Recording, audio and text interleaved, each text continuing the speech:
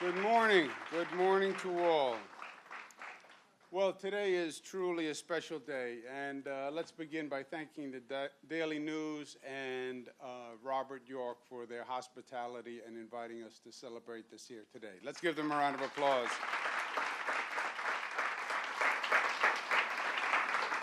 I'd like to acknowledge the current sponsors of the Farmworkers bill. We have the great Assemblywoman from Queens, Kathy Nolan. Let's give her a round of applause.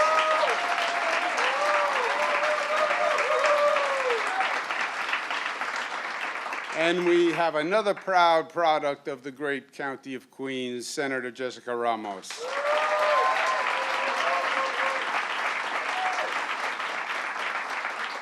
We also have past prime sponsors of the bill who are with us today, and I'd like to acknowledge them. Senators Marisol Alcantara, Jose Peralta, God rest his soul, Adriano Espaillat, George Honorado, Neil Breslin, Olga Mendez, and Nick Spano. Let's give them a round of applause.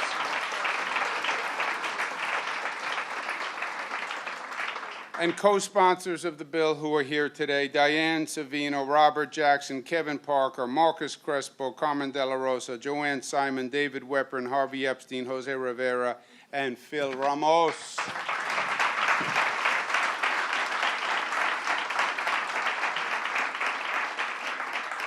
The labor leaders who were so instrumental in getting this done, led by the great AFL-CIO President Mario Salento and Stuart Applebaum, who's here.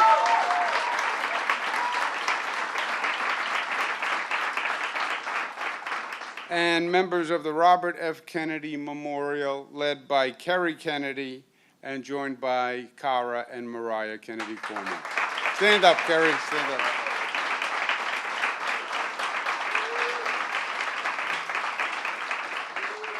I'd like to acknowledge the Daily News team, and especially the members of the Daily News editorial board who are here today. At this time when real, serious journalism seems to be fading away on a daily basis, the Daily News editorial board brings analysis, history, fact, and context to the forefront. Now, that is not to say that the Daily News editorial board is always correct, because I also bring a sense of analysis, history, fact, and context to the forefront. And while I'm here, I'd like to take the opportunity to actually give the editorial board some of the editorials that we dispute, consider uninformed, or misguided. We call them the dumb editorials, D-U-M. And I'd like to ask Josh Greenman to come up for a moment. Is Josh Greenman here?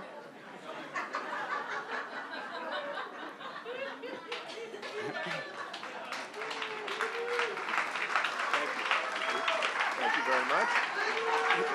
I want a picture of this. Here is a sample of the uninformed, misguided, or disputed, uninformed, or misguided editorials, D-U-M. Thank you very much. Thank you very much. Thank you.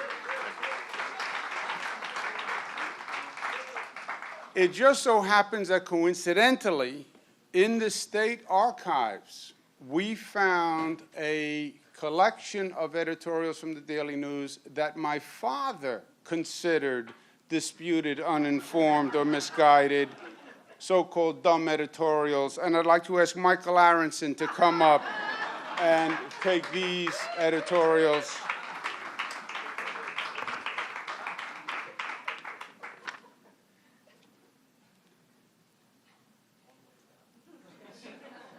Not that eager to come up, is he, Aronson? Now you feel what it's like.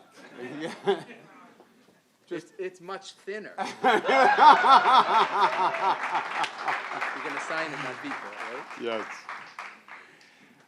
My friends, I've signed over 4,000 bills into law during the time I've been governor. Many of them are national precedents and are national firsts that we should be proud of. But the Farm Workers Bill is not just a great achievement in terms of the effect on the human condition. It's also a milestone in the crusade for social justice. It truly is a moment for reflection and celebration. First, as a practical matter, 100,000 farm workers will have better lives. Their families will have better lives.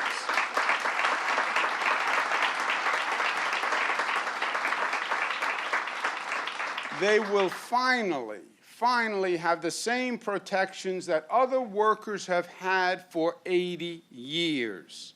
Unemployment and disability insurance, workers' compensation, overtime pay, paid family leave, the best policy in the United States right here in the state of New York, a day of rest, and the right to organize and collectively bargain.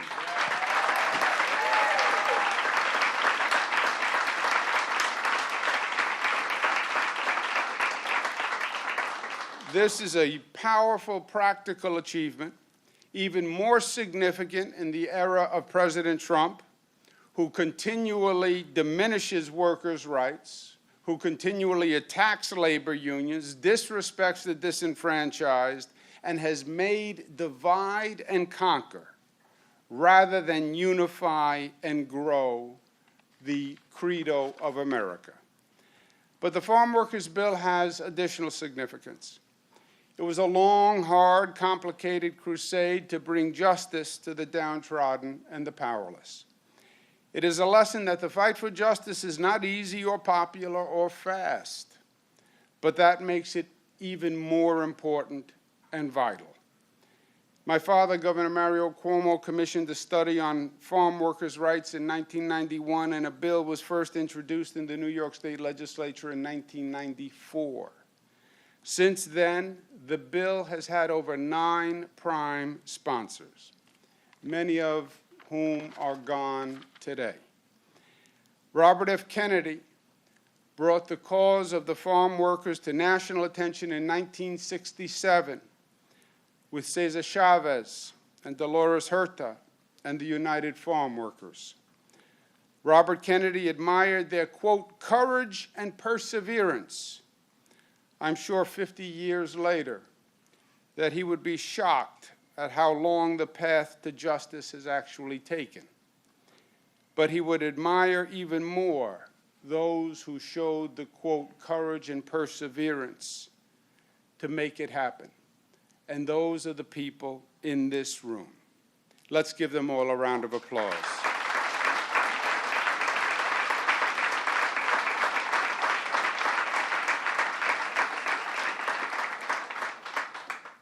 I'm sure Robert Kennedy would admire the courage and perseverance of the Daily News editorial board, who wrote their first editorial on behalf of the farm workers 20 years ago.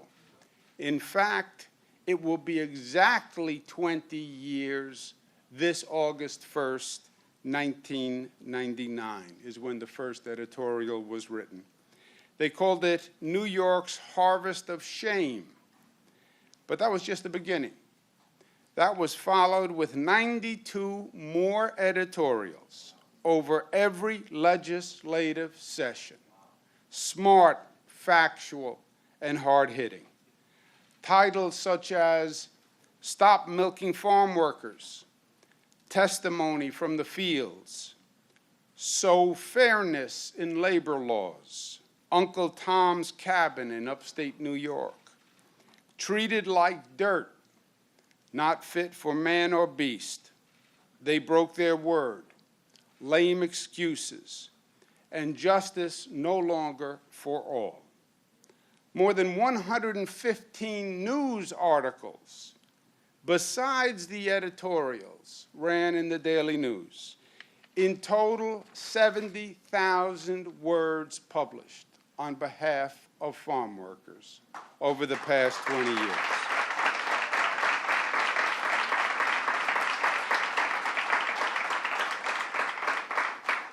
At a time when so much of journalism has been reduced to tweets and sound bites, it's reassuring to know there is still a group that has the skill, dedication, and ability to carry forth the legacy of greats like Jacob Riis and Michael Harrington and Woodward and Bernstein and Edward Murrow and Jack Newfield and Nellie Bly and our own Jimmy Breslin.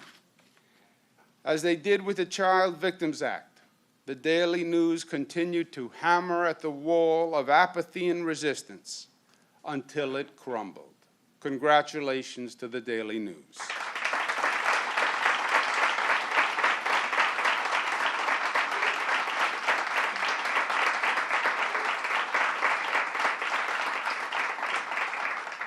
I believe Robert Kennedy would be most pleased to know that the great courage and perseverance that he so admired was shown by the Robert F. Kennedy Memorial, led by his own daughter, Kerry, and by his granddaughters, Cara, Mariah, and Michaela.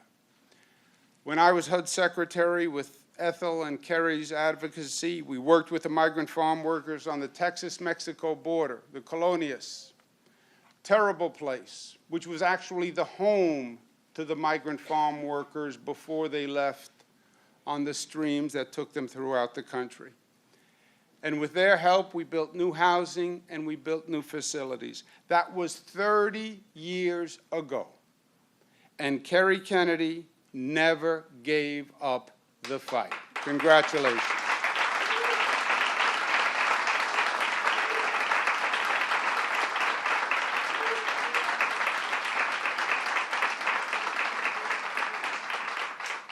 Kerry even enlisted our daughters, who went to Albany to protest and advocate for the bill's passage every year. Our youngest daughter, Michaela, wrote a letter to a Democratic senator who refused to support the bill, even after campaigning, saying that she would support the bill. Not that I remember those things. Michaela's letter said, quote, "There is only one moral decision as a Democrat, one right decision, one logical solution, and one human decision as a conscientious human being." While I was attacked for having my 16-year-old daughter act as an unregistered lobbyist, she was right. And today the injustice ends.